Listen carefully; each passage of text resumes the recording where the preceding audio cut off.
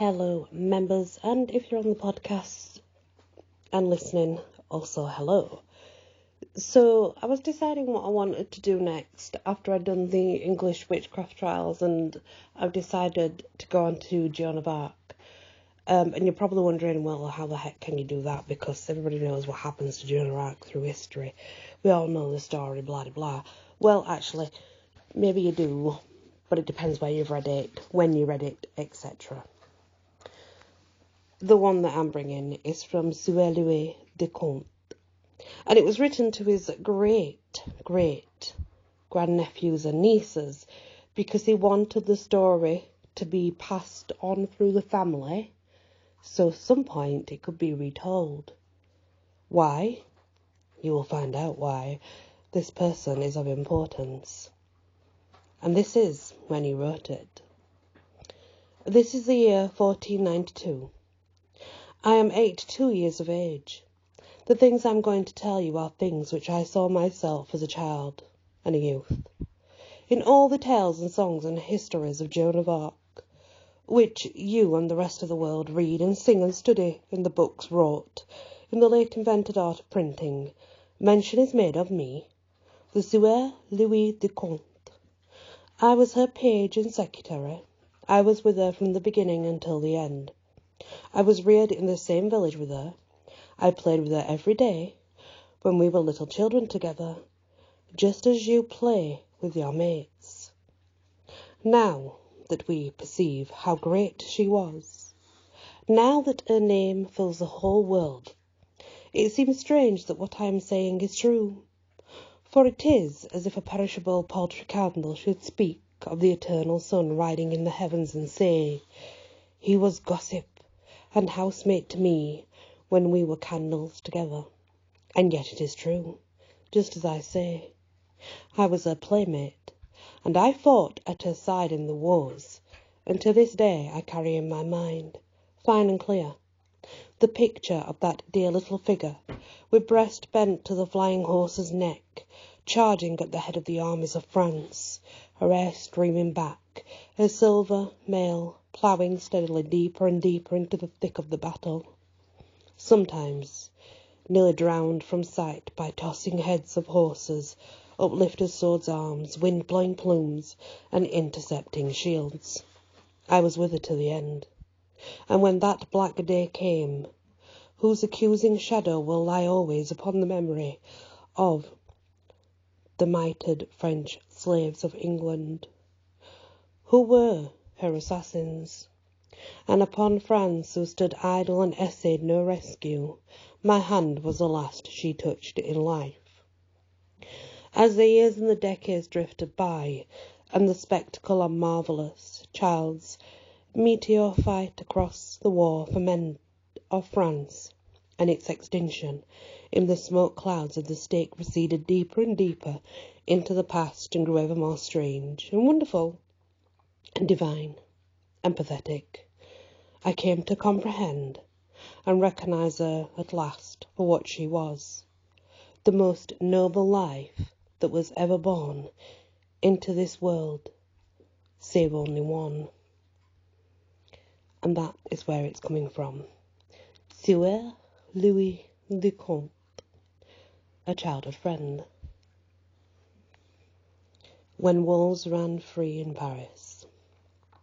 I, the Sieur Louis de Comte, was born in Le Château on the 6th of January, 1410, that is to say exactly 2 years before Joan of Arc was born, in Domremy.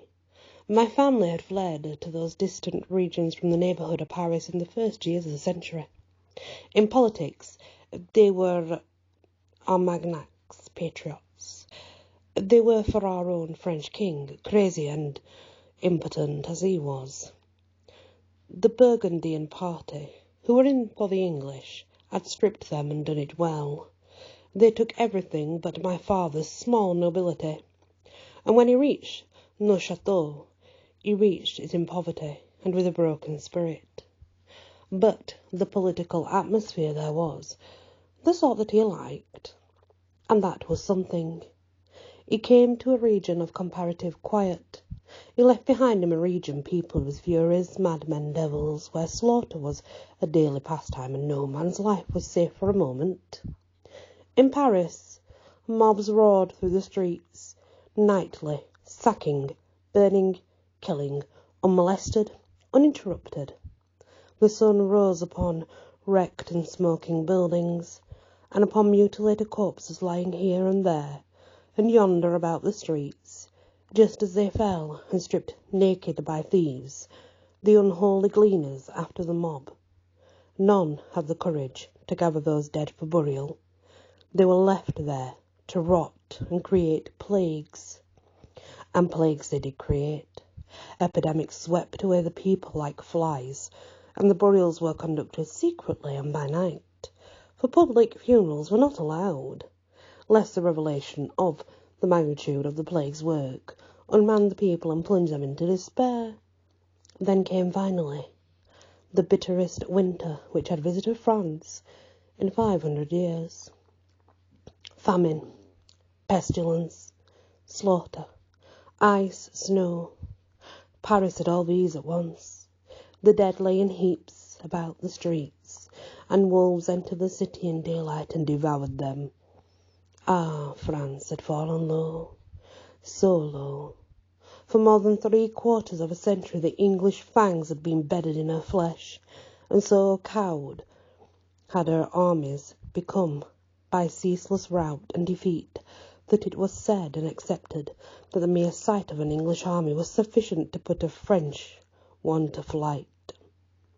When I was 5 years old, the prodigious disaster of Agincourt fell upon France, and although the English king went home to enjoy his glory, he left the country prostrate, and to pray to roving bands of free companions in the service of the Burgundian party.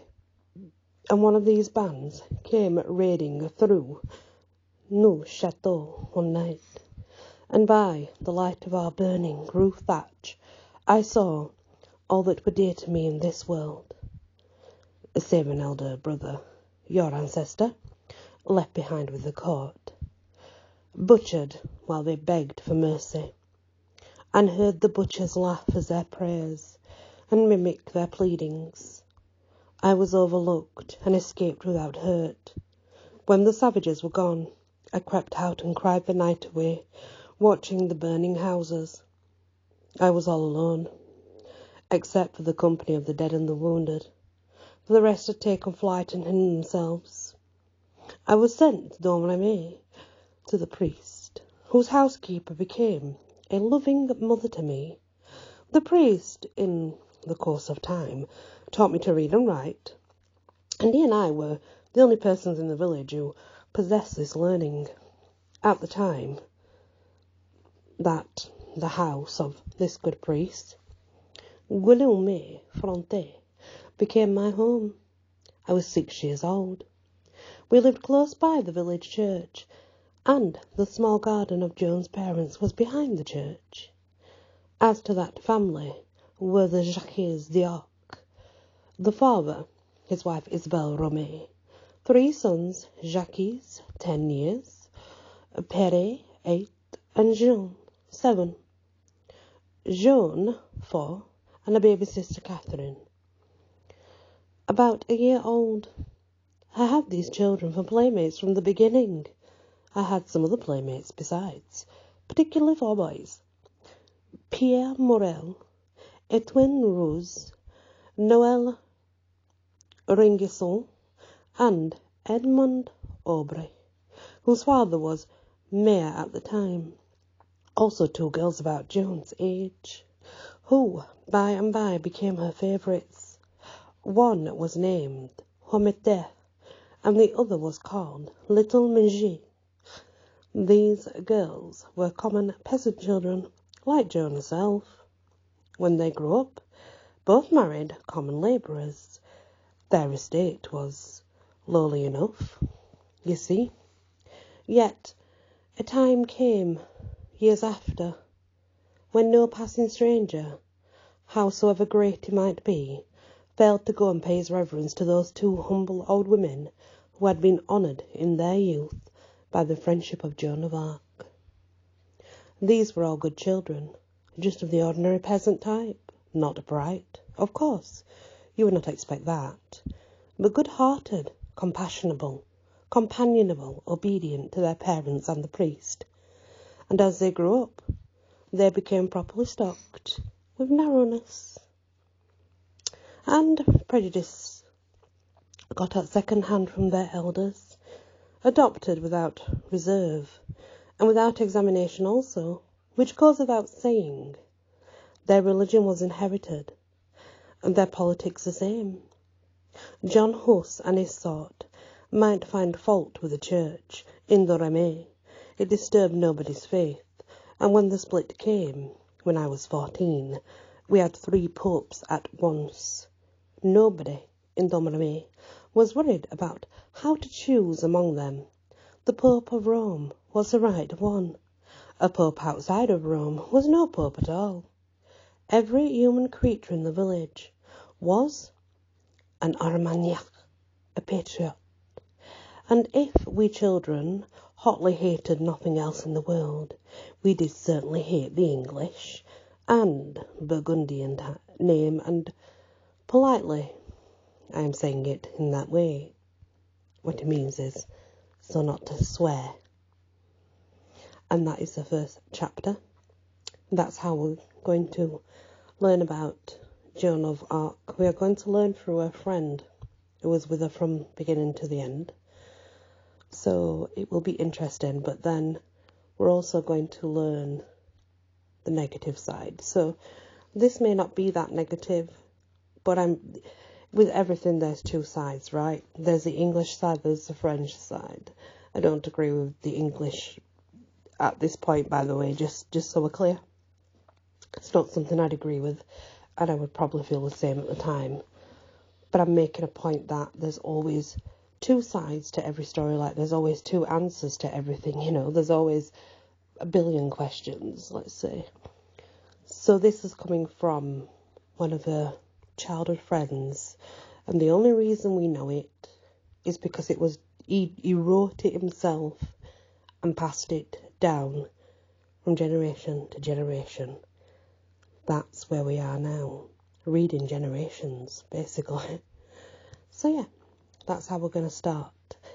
So we are going to do Joan of Arc first, and then we'll go on to American witchcraft, because American witchcraft's very long. Thank you for listening, and many blessings.